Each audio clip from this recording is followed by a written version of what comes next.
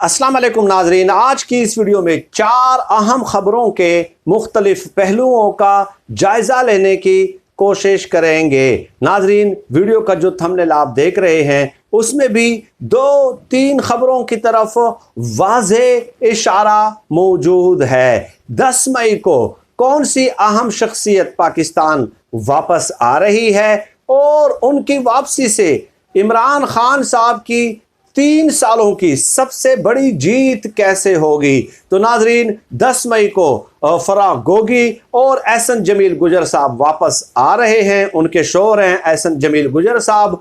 आपको याद है कि इमरान खान साहब जब से इक़्तिदार से अलग हुए हैं तो उसके बाद पूरी की पूरी अपोजिशन के पास इमरान खान साहब के खिलाफ करप्शन के हवाले से अगर कोई स्कैंडल उनके बकौल मिल रहा है तो वो फराह गोगी और फराह गोगी वो कहते हैं, माजरत के साथ ये नाम इस तरह तो नहीं लेना चाहिए, फराह खान उनका नाम है, लेकिन बहरहाल इन लोगों ने ये नाम मशहूर कर दिया है। तो ये नाम बज़ात खुद किसी के नाम को बिगाड़ना एक मायूब फ़ेल है। तो फराह खान और एहसन जमील गुजर के बारे में इन लोगों ने ये कहा। अताउल्लाह तारड़ ने प्रेस कॉन्फ्रेंस की कि 47 ट्रांजैक्शंस हुई हैं और 14 करोड़ रुपए की करप्शन की है। यानी अताउल्लाह तारड़ जो कि नून लीग के तर्जुमान हैं, वो क्या कह रहे हैं? वो कह रहे हैं कि इमरान खान साहब के खिलाफ उन्हें सिर्फ 14 करोड़ की करप्शन मिली है। भाई, तो ये बज़ात खुद उनके लिए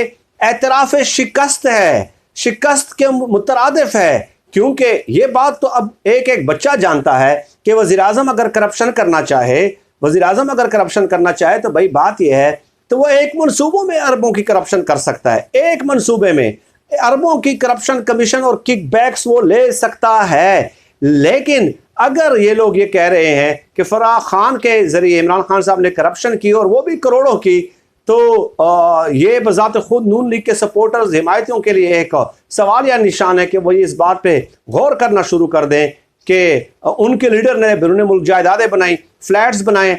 मैं इस बात में इंटरेस्टेड इस बात में हूँ कि मुझे बताएं कि इमरान खान साहब ने वज़ीर-ए-आज़म बनने के बाद कितने फ्लैट्स बनाए, कितनी जायदादें बनाई, कितने बैरून मुल्क असासे बनाए, कितने बैरून मुल्क फ्लैट्स बनाए। इसके अलावा उन्होंने क्या शुगर के कारखाने बनाए, क्या स्टील मिलें बनाई। अगर ये चीज़ें बनाई हैं तो बताएं ना, मैं खुदा की कसम उनके खिलाफ प्रोग्राम करूँगा। लेकिन अगर आप एक फराह खान को बुनियाद बनाकर इमरान खान साहब को करप्ट साबित करने की कोशिश करेंगे तो ये बज़ात खुद इमरान खान साहब के ईमानदार होने की आप दलील दे रहे हैं। और इमरान खान साहब की 3 सालों की सबसे बड़ी मुश्किल आसान ऐसे होगी नाजरीन कि देखें, इन्हें और कोई केस नहीं मिला इमरान खान साहब के खिलाफ, फराह खान का मिल गया। तो उनके और उनके शोहर ने ये कहा है कि हम मुकदमात का सामना करेंगे, जवाब देंगे, जिस फोरम पे ये कहेंगे हम जवाब देंगे।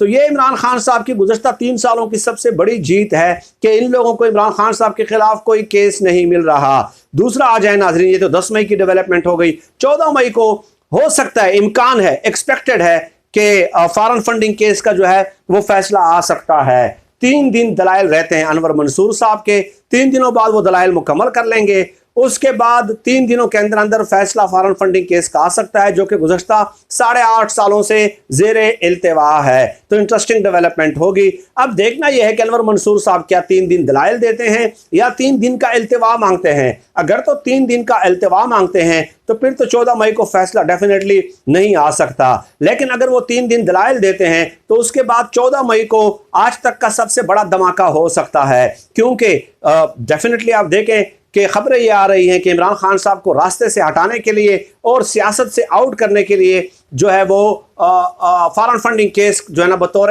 हथियार, बतौर हरबा, बतौर हथकंडा इस्तेमाल किया जा सकता है। तो ये सबसे बड़ा धमाका 14 मई को हो सकता है। 10 मई को इमरान खान साहब की जीत होने जा रही है जैसे ही फराह खान और एहसन जमील गुजर एयरपोर्ट पे उतरते हैं। इसके अलावा नाजरीन, खबर नंबर 3 ये है कि नजम सेठी साहब ने प्रोग्राम में कहा है, बाकायदा वीडियो क्लिप है, वीडियो सबूत मौजूद है कि जनरल फैज़ जो है वो सारा मसला बना रहे हैं। जनरल फैज़ चाहते हैं कि जनरल बाजवा साहब और उनके 4 जनरलों की बात न मानी जाए, बल्कि उनके जो मुखालिफ कैंप है, जो रैंक है, उन जनरलों की बात मानी जाए।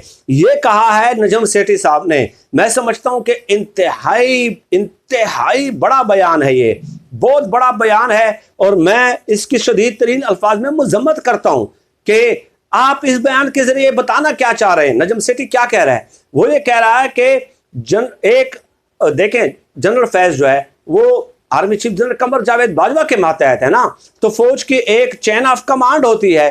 تو نجم سیٹھی یہ کہہ رہے ہیں کہ آرمی چیف کا ایک ماتحت یہ مسئلہ بنا رہا ہے کہ جنرل باجوہ اور ان کے 4 جرنیلوں کے خلاف فوج کے اندر بغاوت موجود ہے. یہ کہہ رہا ہے نجم سیٹھی ہم تو اس طرح کی بات نہیں کر سکتے, نہ ہی کرنی چاہیے. بلا وجہ فوج کے بارے میں ایسی بات قطعی طور پہ نہیں کرنی چاہیے.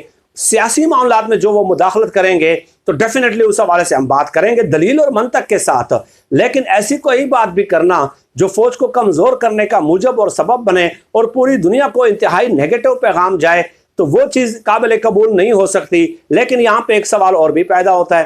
سوال یہ پیدا ہوتا ہے کہ D G I S P R صاحب تو ڈیفینیٹلی پورے فوج کے ترجمان ہیں نا, تو ان کو میدان میں آنا چاہیے میدان میں. بھائی کہ آپ یہ کیا کہہ رہے ہیں؟ ان کے خلاف سٹرن ایکشن لینا چاہیے نجم سیٹھی کے خلاف. لیکن اگر نہیں لیا جاتا تو اس سے ڈیفینیٹلی کئی لوگوں کے ذہنوں میں کئی سوالات اٹھیں گے کہ آخر اس قسم کا تبصرہ اور تجزیہ کرنے والوں اور فوج کو اس قدر بدنام کرنے والوں کے خلاف ایکشن کیوں نہیں لیا جاتا.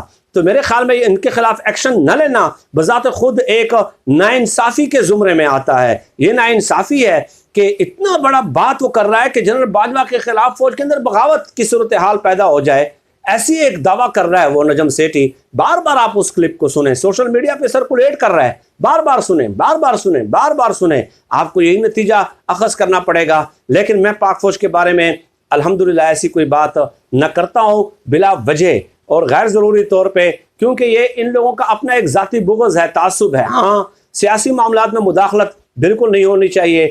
تو اس حوالے سے تو سب متفق ہیں یہ ایک منطقی بیانیے کی جنگ ہے نا, دلیل کی جنگ ہے. آگے چلے ناظرین, منحرف اراکین جو ہیں وہ 2 مہینے سے اپنے حلقوں میں نہیں گئے. بیچاروں نے عید پتہ نہیں کیسے منائی ہوگی, بچوں کے ساتھ اندر محبوس ہوں گے, اپنے حلقوں میں وہ نکل نہیں سکتے. تو اب الیکشن کمیشن کو انہوں نے تحریری طور پہ یقین دہانی کرا دی ہے کہ ہم پی ٹی آئی سے تعلق رکھتے ہیں, ہم پی ٹی آئی کے ممبر ہیں.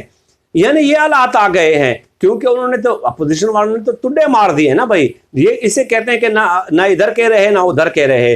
اپوزیشن والوں نے ووٹ بھی ان سے نہیں ڈلوائے, عمران خان صاحب کے خلاف جو ہے نا بغاوت بھی کروا دی. اپنے حلقوں میں بھی بیچارہ نہیں جا سکتے, اپنے بچوں کے پاس بھی نہیں جا سکتے, عید منانے بھی نہیں جا سکتے. وہ بھی جو ہے نا پیپلز پارٹی اور نون لیگ بھی ٹکٹ دینے کے لیے تیار نہیں ہے. تو اب بیچارے کیا کریں گے؟ تو ان لوگوں نے یہ کہہ دیا کہ ہم پی ٹی آئی سے تعلق رکھتے ہیں. تو اس لیے ان لوگوں کو سوچ سمجھ کے فیصلہ کر لینا چاہیے تھا. دونوں پارٹی نون لیگ اور پیپلز پارٹی کی سیاسی تاریخ اگر یہ مد نظر رکھتے تو انہیں اس قسم کی خفت شرمندگی کا یہ قطعاً جو ہے نا سامنا نہ کرنا پڑتا. لیکن جو کہا جاتا ہے کہ لالچ بری بلا ہے, تو اس کا عملی اطلاق جو ہے ان 18-19 پی ٹی آئی کے منحرف اراکین پہ کیا جا سکتا ہے. اب دوبارہ گیند جو ہے عمران خان صاحب کے کورٹ میں آ گئی ہے. عمران خان صاحب آیا انہیں قبول کرتے ہیں یا نہیں کرتے یہ تو عمران خان صاحب پہ منحصر ہے. لیکن وقت نے 1 مہینے کے قلیل مدت نے یہ ثابت کر دیا ہے, انہیں غلط ثابت کر دیا, انہیں لوٹا ثابت کر دیا ہے. نون لیگ پیپلز پارٹی نے ٹیشو پیپر کی طرح استعمال کر کے انہیں ڈسٹ بن میں پھینک دیا ہے, اور اب وہ گھروں میں جانے کے قابل نہیں ہے, حلقوں میں جانے کے قابل نہیں ہے, اور اب وہ عمران خان صاحب کے رحم و کرم پہ آ گئے ہیں. سرحد ناظرین, آج کی اس ویڈیو میں اتنا ہی. اللہ پاک سے دعا ہے کہ اللہ پاک ہمیں خلق خدا کے لیے آسانیاں پیدا کرنے کی توفیق عطا فرمائے. آمین یا رب العالمین.